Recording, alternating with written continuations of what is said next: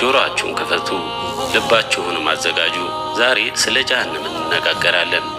አላህ ሱብሓነሁ ወተዓላ እኔንም እናንተንም ከእርሷ ይጠብቀን። የውመል ቂያማ የምድርና የሰማይ ሥርዓት የሚዛባበት ቀን ነው። ሰዎች ከቀብራቸው እንደ አንበጣ ተበታትነው የሚነሱበት ቀን፣ ፀሐይ አንድ ስንዝር በሚያክል ርቀት የሰዎች ራስ ላይ ቀርባ በላባቸው የሚዋኙበት ቀን ነው። በዚያች አስፈሪ ቀን ፍርዱ ከተሰጠ በኋላ ሁሉም ነፍስ ወደ አንድ መዳረሻ ትጓዛለች። ያ መዳረሻ በጀሃነም ላይ የተዘረጋ ድልድይ ነው፣ አሲራጥ። እስኪ በአይነ ህሊናችሁ አስቡት። ከታች ጥቁር የሚንቀለቀል የሚጮህ የእሳት ባህር አለ፣ በላዩ ላይ የተዘረጋ ድልድይ። ይህ ድልድይ እንደ ተራ መንገድ አይደለም፣ ከፀጉር የቀጠነ ከሰይፍ የሰላ ነው። በላዩ ላይ ሰዎችን እየቦጫጨቁ ወደ እሳት የሚጥሉ እንደ እሾህ የሆኑ መቆንጠጫዎችና መንጠቆዎች አሉበት። ነቢያችን ሰለላሁ ዐለይሂ ወሰለም በጀሃነም ላይ ድልድይ ይዘረጋል፣ እኔና ህዝቦቼ የመጀመሪያዎቹ ተሻጋሪዎች እንሆናለን ብለዋል።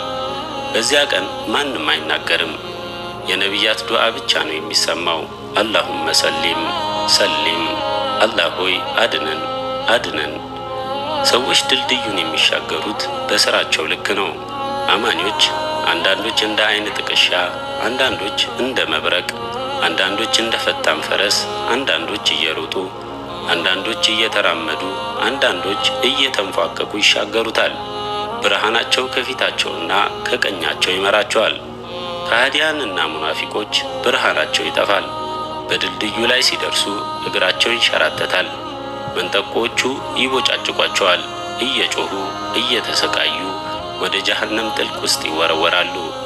ይህ ወደ ጀሃነም የሚደረገው ጉዞ የመጀመሪያው ምዕራፍ ነው። ገና ከመግባታቸው በፊት የሚያዩት አስፈሪ ትዕይንት። በዚያ ድልድይ ላይ ቆመን ከታች ያለውን የእሳት ባህር ስንመለከት ምን ሊሰማን እንደሚችል እናስብ።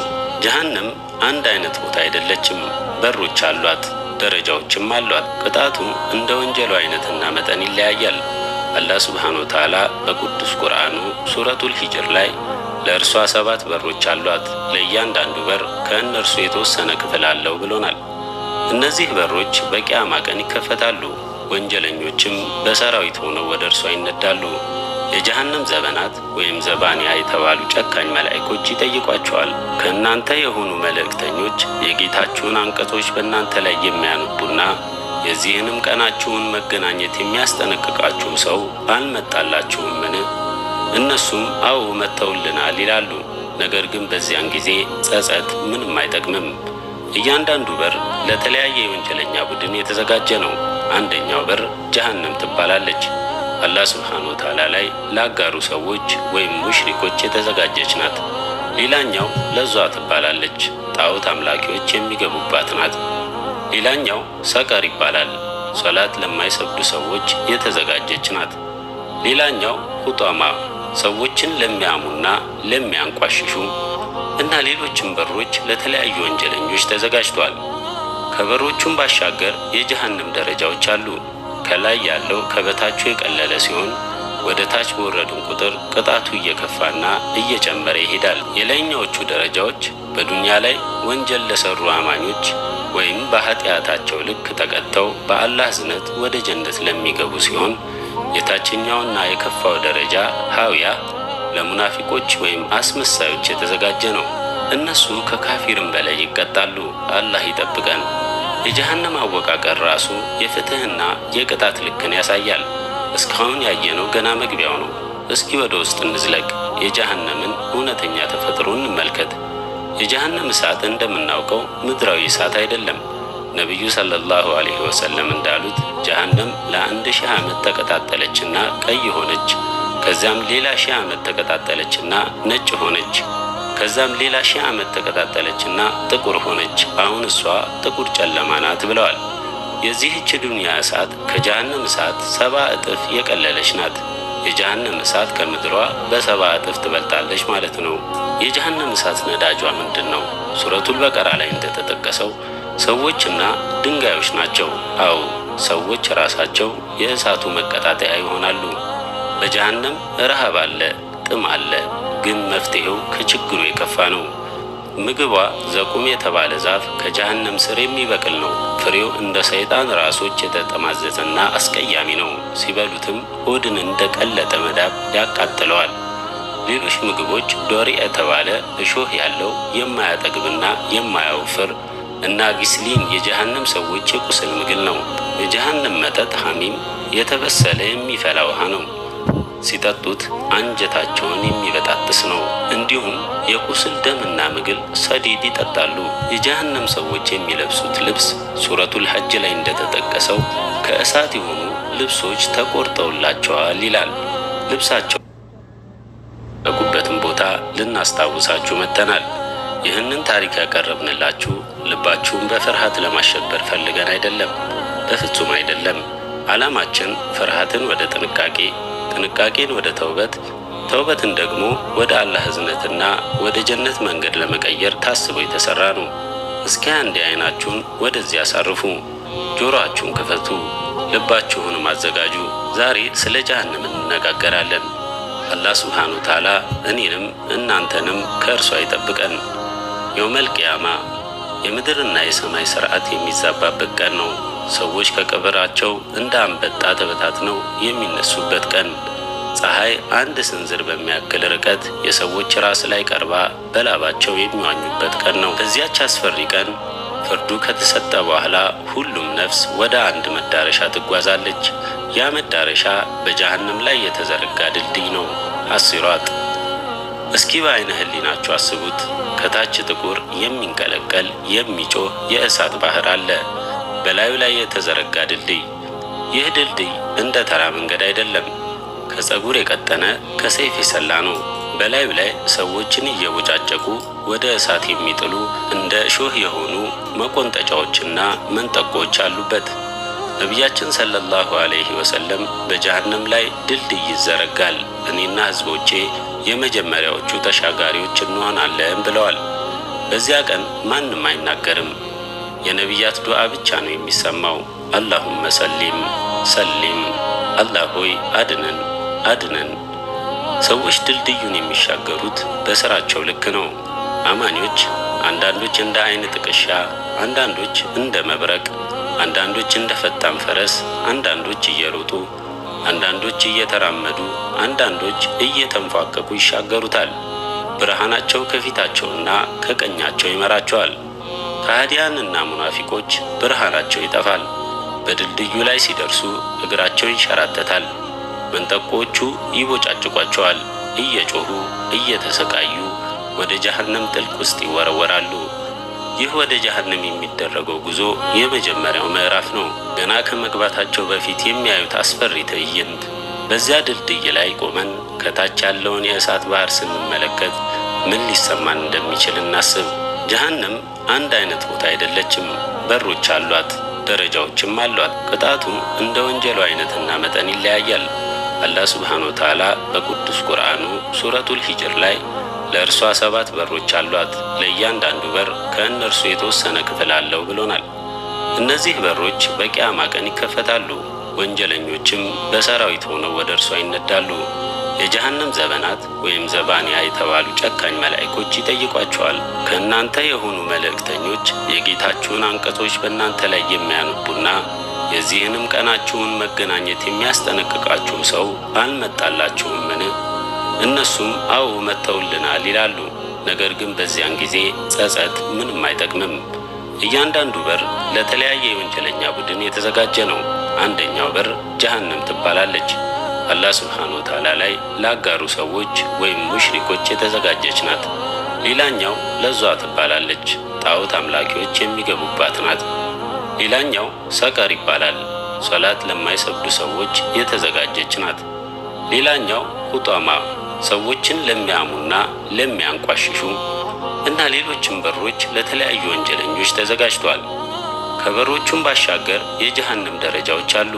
ከላይ ያለው ከበታቹ የቀለለ ሲሆን ወደ ታች በወረድን ቁጥር ቅጣቱ እየከፋና እየጨመረ ይሄዳል። የላይኛዎቹ ደረጃዎች በዱንያ ላይ ወንጀል ለሰሩ አማኞች ወይም በኃጢአታቸው ልክ ተቀጥተው በአላህ እዝነት ወደ ጀነት ለሚገቡ ሲሆን የታችኛውና የከፋው ደረጃ ሀዊያ ለሙናፊቆች ወይም አስመሳዮች የተዘጋጀ ነው። እነሱ ከካፊርም በላይ ይቀጣሉ። አላህ ይጠብቀን። የጀሃነም አወቃቀር ራሱ የፍትህና የቅጣት ልክን ያሳያል። እስካሁን ያየነው ገና መግቢያው ነው። እስኪ ወደ ውስጥ እንዝለቅ። የጀሃነምን እውነተኛ ተፈጥሮ እንመልከት። የጀሃነም እሳት እንደምናውቀው ምድራዊ እሳት አይደለም። ነቢዩ ሰለላሁ ዐለይሂ ወሰለም እንዳሉት ጀሃነም ለ1000 ዓመት ተቀጣጠለችና ቀይ ሆነች። ከዛም ሌላ 1000 ዓመት ተቀጣጠለችና ነጭ ሆነች። ከዛም ሌላ 1000 ዓመት ተቀጣጠለችና ጥቁር ሆነች። አሁን እሷ ጥቁር ጨለማ ናት ብለዋል። የዚህች ዱንያ እሳት ከጀሃነም እሳት 70 እጥፍ የቀለለች ናት። የጀሃነም እሳት ከምድሯ በ70 እጥፍ ትበልጣለች ማለት ነው። የጀሃነም እሳት ነዳጇ ምንድን ነው? ሱረቱል በቀራ ላይ እንደተጠቀሰው ሰዎችና ድንጋዮች ናቸው። አዎ ሰዎች ራሳቸው የእሳቱ መቀጣጠያ ይሆናሉ። በጀሃነም ረሃብ አለ፣ ጥም አለ። ግን መፍትሄው ከችግሩ የከፋ ነው። ምግቧ ዘቁም የተባለ ዛፍ ከጀሃነም ስር የሚበቅል ነው። ፍሬው እንደ ሰይጣን ራሶች የተጠማዘዘና አስቀያሚ ነው። ሲበሉትም ሆድን እንደ ቀለጠ መዳብ ያቃጥለዋል።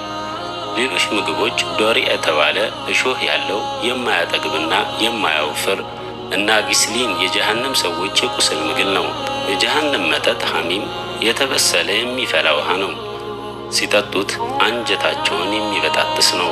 እንዲሁም የቁስል ደምና ምግል ሰዲድ ይጠጣሉ። የጀሃነም ሰዎች የሚለብሱት ልብስ ሱረቱል ሐጅ ላይ እንደተጠቀሰው ከእሳት የሆኑ ልብሶች ተቆርጠውላቸዋል ይላል።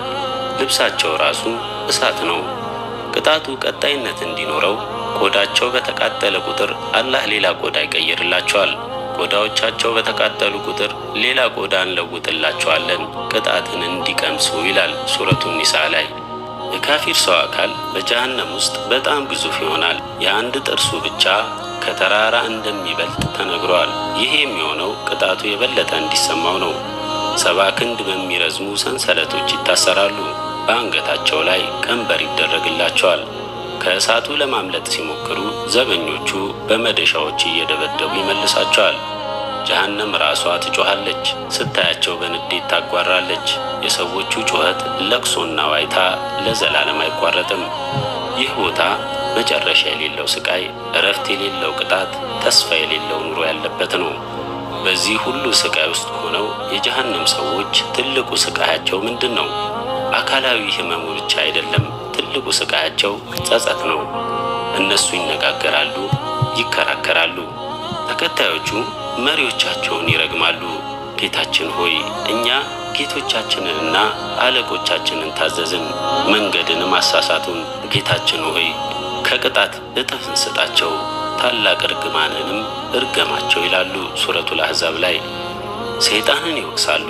ሰይጣን ግን እንዲህ ይላቸዋል፣ አላህ እውነተኛውን ቃል ኪዳን ገባላችሁ፣ እኔም ቃል ገባሁላችሁና አፈረስኩባችሁ።